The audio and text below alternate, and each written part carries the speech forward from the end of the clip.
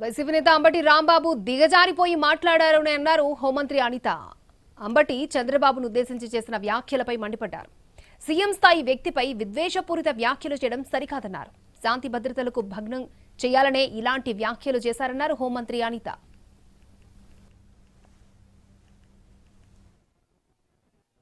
మంత్రి చేసిన వ్యక్తి, రాజకీయంగా చాలా పదవులు చేసిన వ్యక్తి, చాలా సీనియర్ మోస్ట్ నాయకుడు, వైఎస్ఆర్సీపీ నాయకుడు అంబటి రాంబాబు.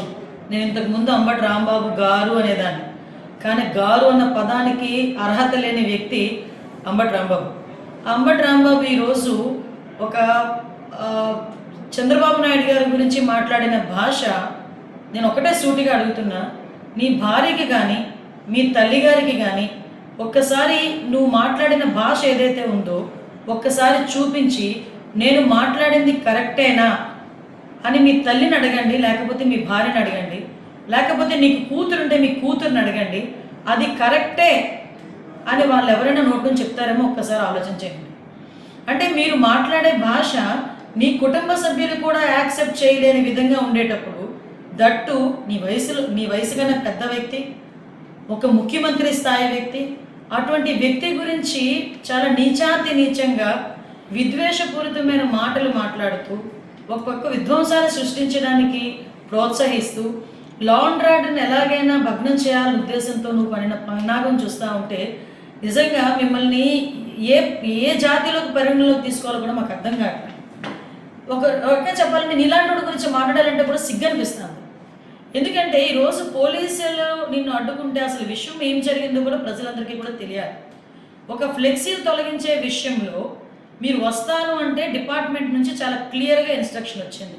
మీరు అదే పని మీద కనుక అక్కడ వస్తే ఇబ్బంది పడతారు, మీరు అక్కడికి రాకూడదు అంటే మీరే స్వయంగా అంబటి రాంబాబే స్వయంగా పోలీసులకి నేను గుడికి వస్తాను, గుడి దగ్గర నుంచి బయట ప్రెస్ మీట్ మాట్లాడుకొని వెళ్ళిపోతాను, దానికి మాత్రమే డిపార్ట్మెంట్ పర్మిషన్ ఇచ్చింది.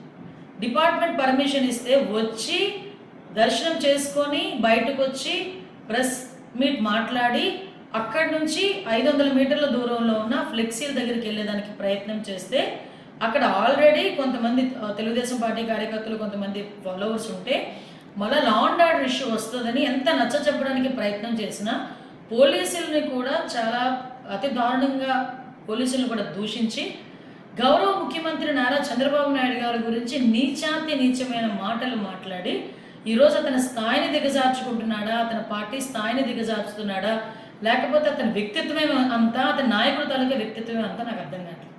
ఏమండి, మీరు అధికారంలో ఉండేటప్పుడు పట్టాభి గారు బోసిడీకే అన్న ఒక పదం ఉపయోగిస్తే మా పార్టీ ఆఫీస్ మీదకి వచ్చి మా పార్టీ ఆఫీస్ని ధ్వంసం చేసిన సంఘటన మీకు గుర్తు చేయాలి. ఆ రోజు ఎందుకు అలాగ చేశారు అంటే మా కార్యకర్తలకి నా గురించి మాట్లాడితే బీపీ వచ్చింది అని జగన్మోహన్ రెడ్డి మాట్లాడిన మాట నేను ఈరోజు గుర్తు చేస్తున్నాను. ఈరోజు అదే పరిస్థితిలో మా నాయకుడు అనుకుంటే ఈరోజు రోడ్డు మీదకి వచ్చి మీరు మాట్లాడగలరా?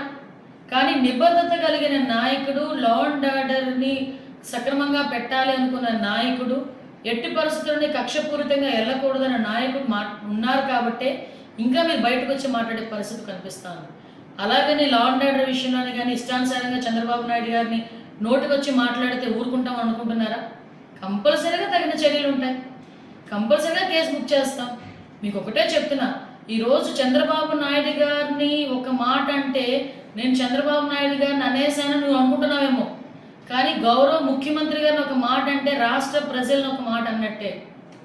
మళ్ళీ గుర్తు చేస్తున్న అంబటి రాంబాబు, జగన్మోహన్ రెడ్డి, చంద్రబాబు నాయుడు గారు లాంటి ఒక మంచి వ్యక్తిని, ముఖ్యమంత్రి స్థాయి వ్యక్తిని నువ్వు అధికారంలో ఉన్నప్పుడు, మేము ప్రతిపక్షంలో ఉన్నప్పుడు 53 రోజులకి జైల్లో పెట్టినందుకే 151 సీట్లు కాస్త 11 సీట్లకి దిగజారాయి. ఆ విషయం మర్చిపోకు. మళ్ళీ తిరిగి అటువంటి ఆ మంచి వ్యక్తిని ఈరోజు మళ్ళీ టచ్ చేస్తున్నావు. ఈరోజు నువ్వు ఎన్ని మాట్లాడినా, ఎన్ని బూతులు మాట్లాడినా మహానుభావుడు కుప్పం నియోజకవర్గంలో, తన సొంత నియోజకవర్గంలో సుమారుగా పిల్లలందరికీ కూడా 5,000 సైకిళ్ళు ఇచ్చి కుర్రోడ్ల సైకిల్ మీద హ్యాపీగా తొక్కుకుంటూ వాళ్ళతో పాటు ఉత్సాహాన్ని ముందుకెళ్తున్నారు. అది నాయకుడు అంటే. అలాంటిది ఈరోజు అంబటి రాంబాబు తాలూకా మాట తీరు కానీ నేను ఎందుకంటే ఇంకొక విషయం కూడా ప్రజలకు చెప్పాలి. ఈరోజు కల్తీ నెయ్యి విషయంలో రాష్ట్ర ప్రజలందరూ కూడా వైఎస్ఆర్సీపీ మొహాన్ని ఉమ్మేస్తున్నారు. దయచేసి క్షమించాలి నేను ఈ పదం ఉపయోగిస్తున్నానంటే. ఎందుకు ఇంత పెద్ద పదం ఉపయోగించానంటే, కల్తీ నెయ్యి వెంకటేశ్వర స్వామి ప్రసాదంలో కల్తీ నెయ్యి కూడా కాదు, అది నెయ్యి లేకుండానే కల్తీ చేసి అందులోని రసాయన పదార్థాలను కూడా యాడ్ చేసి అటువంటి వాటితో లడ్డు ప్రసాదం తయారు చేసి కొన్ని వందల కోట్లు 250 కోట్ల పైన స్కామ్ చేశారంటే, అలాంటి విషయం మీద ప్రజలందరూ కూడా ఈరోజు చర్చించుకుంటున్నారు, వైఎస్ఆర్సీపీని అసహించుకుంటున్నారని.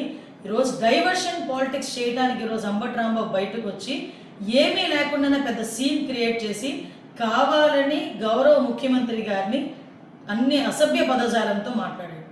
అఫ్కోర్స్ నువ్వు అనుకుంటుండొచ్చు నేను డైవర్ట్ చేస్తున్నానని అనుకోవచ్చు, కానీ ప్రజలకు ఎప్పుడో రిజిస్టర్ అయిపోయింది విషయం.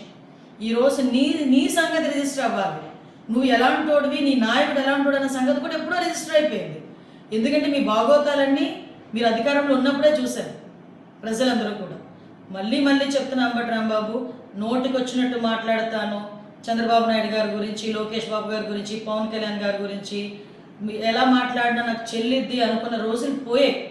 నువ్వు ప్రజలకి సమాధానం చెప్పాలి, మా పార్టీ కార్యకర్తలకి క్షమాపణ చెప్పాలి. లా అండ్ ఆర్డర్ ఇష్యూస్ ఎవరైనా బ్రేక్ చేసినా కూడా ఎవరిని కూడా ఉపేక్షించే పరిస్థితి అయితే లేదు.